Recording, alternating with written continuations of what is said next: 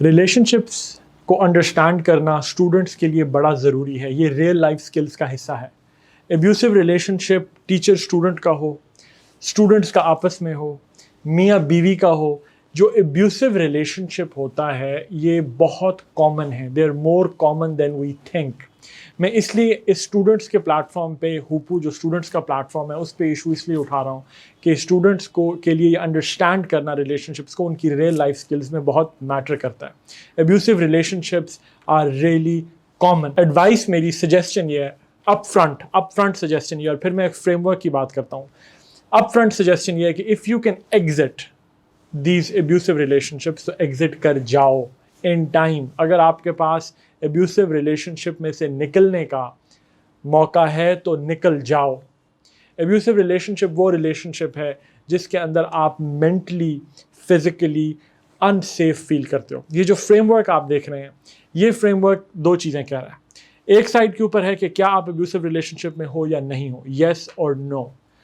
اور اوپر والا پورشن ہے وہ یہ کہہ رہا ہے کہ کیا جب آپ ایبیوسو ریلیشن شپ میں ہو تو کیا آپ اس کو جسٹیفائی کر رہے ہو, اس ریلیشن شپ کو اور اس ایبیوز کو, اور اس وجہ سے اس ریلیشن شپ میں کنٹینیو کر رہے ہو جو کہ باکس اے ہے, یا کیا آپ اس کو جسٹیفائی نہیں کرتے اور اس ریلیشن شپ میں سے ایگزٹ لیتے ہو. بہت سے لوگ اے والے باکس میں پھنسے رہتے ہیں. A lot of people get stuck in A. کیا وجہ ہوتی ہے؟ وجہ یہ ہوتی ہے کہ جی لوگ اس جو وکٹم ہوتا ہے وہ ایبیوسو ریلیشن شپ کی نیچر جو بھی ہو, اسٹوڈنٹ ٹیچر ہو, آپس میں سوشل سرکل میں فرینڈس کا ہو, جو وکٹم ہوتا ہے وہ یہ فیل کرتا ہے کہ وقت کے ساتھ چیزیں چینج ہو جائیں گی. Things will change with time. ہم اگر زیادہ ٹائم اکٹھے اسپینڈ کریں گے تو آہستہ آہستہ ریلیشن شپ بہتر ہو جائے گا, وقت کے ساتھ یہ شخص بدل جائے گا. ایسا نہیں ہوتا. Generally what one gets to see اس کے جو اوفینڈر ہوتا ہے, جو اوپریسر ہوتا ہے وہ ورس ہوتا جاتا ہے, اور جو وکٹم ہوتا ہے وہ بیچارہ اور مجبور اور مسکین ہوتا جاتا ہے. تو وقت کے ساتھ چیزیں نہیں چینج ہوتی. جنرلی ہو بھی سکتی ہیں لیکن جنرلی جو وکٹم ہوتا ہے اس بیچارے کی کنڈیشن ورسن ہوتی جاتی ہے. دوسری وجہ جسٹیفائی کرنے کی اس ریلیشن شپ کو اور اے والے باکس میں پھنسے رہنے کی یہ ہوتی ہے کہ لوگ کبھی یہ سمجھتے ہیں کہ یار کیا میں اوور ریاکٹ تو نہیں کر رہا, ایم آئی اوور ریاکٹنگ, کہ مطلب جو the abuse that I am suffering وہ مینٹل ہو, وہ ایموشنل ہو, وہ فزیکل ہو, یہ جو ایبیوز ہے کیا میں اس پہ اوور ریاکٹ تو نہیں کر رہا, کیا میرا ریاکشن جو ہے وہ اوور ریاکشن تو نہیں ہے. اور وہ اس کشمکش میں اس سوچ کے ساتھ کہ یار شاید میں اوور ریاکٹ کر رہا ہوں, اس کا میرے سے مسلسل یوں روڈلی بیہیو کرنا, مسلسل مجھے انسلٹ کرنا, مسلسل مجھے بلٹل کرنا, چھوٹا کرنا, مسلسل میری نیم کالنگ کرنا, یہ ٹھیک ہے, نارمل ہے, کیا میں اس کو اوور ریاکٹ تو نہیں کر رہا. اور اس چکر میں پھر دوبارہ یہ ہوتا ہے کہ لوگ اے والے باکس میں, دوبارہ میں اس فریم ورک کو آپ دیکھیے, اے والے باکس میں پھنسے رہتے ہیں.